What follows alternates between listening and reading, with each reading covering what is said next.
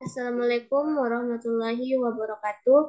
Di sini saya akan mempresentasikan hasil PPT atau hasil ringkasan saya pada buku Vitruvius.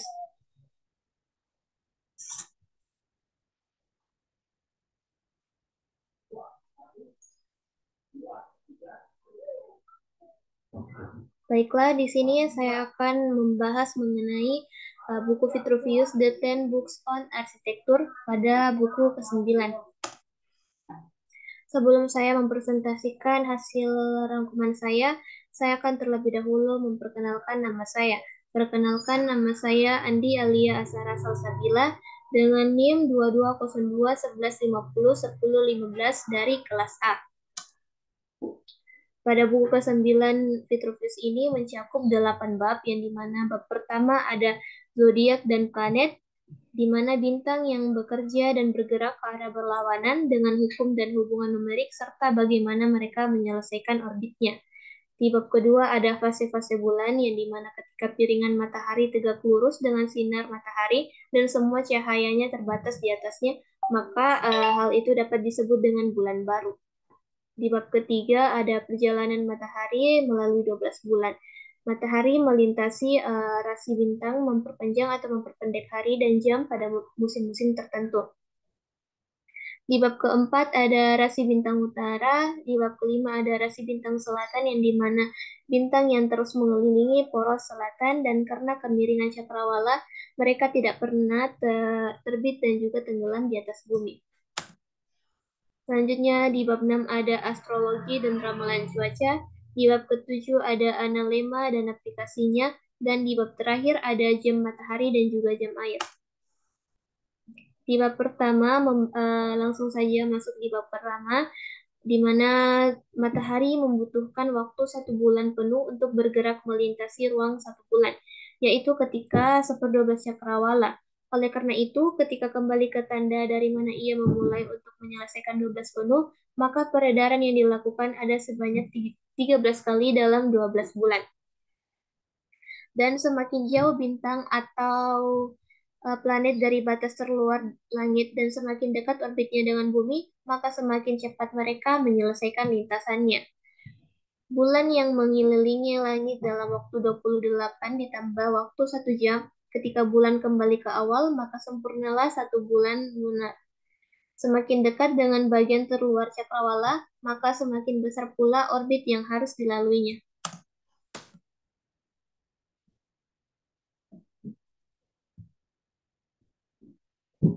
Langsung di bab kedua ada fase-fase bulan.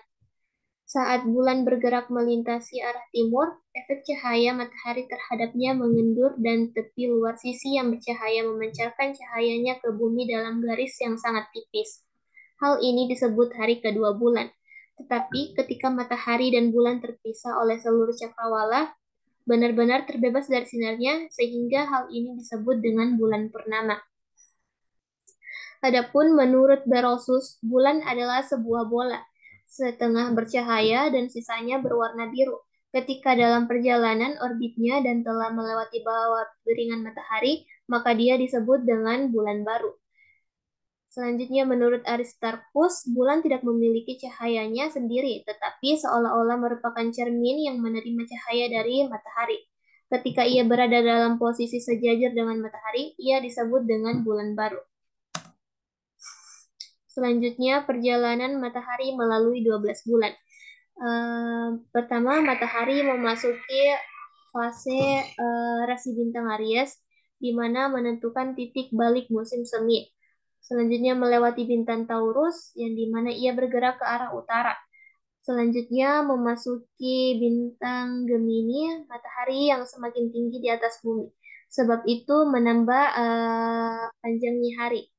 Selanjutnya Cancer, setelah melintasi seperdelapannya, ia menentukan titik balik matahari musim panas. Dan selanjutnya mencapai atau memasuki Leo, yang membuat hari-hari menjadi lebih pendek. Selanjutnya Virgo, yang masih memperpendek jalannya, masih sama dengan Leo. Selanjutnya setelah memasuki Libra, eh, ia menentukan Libra ini menentukan titik balik musim gugur pada akhir Libra. Selanjutnya, ketika matahari memasuki Scorpio, ia membuat hari-hari menjadi lebih pendek saat ia bergerak ke arah selatan. Dari Scorpio memasuki Sagittarius, perjalanan hariannya semakin berkurang dan juga memasuki Capricorn, di mana Capricorn ini adalah rasi bintang yang terpendek. Hal ini biasa disebut dengan bruma atau dies brumals. Selanjutnya ada memasuki Aquarius, di mana Aquarius ini hari-hari bertambah panjang, hari-hari bertambah panjang. Yang terakhir memasuki Pisces, Pisces yang arahnya sama seperti Scorpio, yaitu eh, Scorpio yaitu membuat hari-hari menjadi lebih pendek saat ia bergerak. Dengan cara ini, matahari melintasi rasi bintang, memperpanjang atau memperpendek hari dan jam pada musim-musim tertentu. Selanjutnya ada rasi bintang utara dan rasi bintang selatan, di mana rasi bintang terlihat berdekatan dan membentuk sebuah objek, binatang, atau orang jika dihubungkan dengan imajinasi.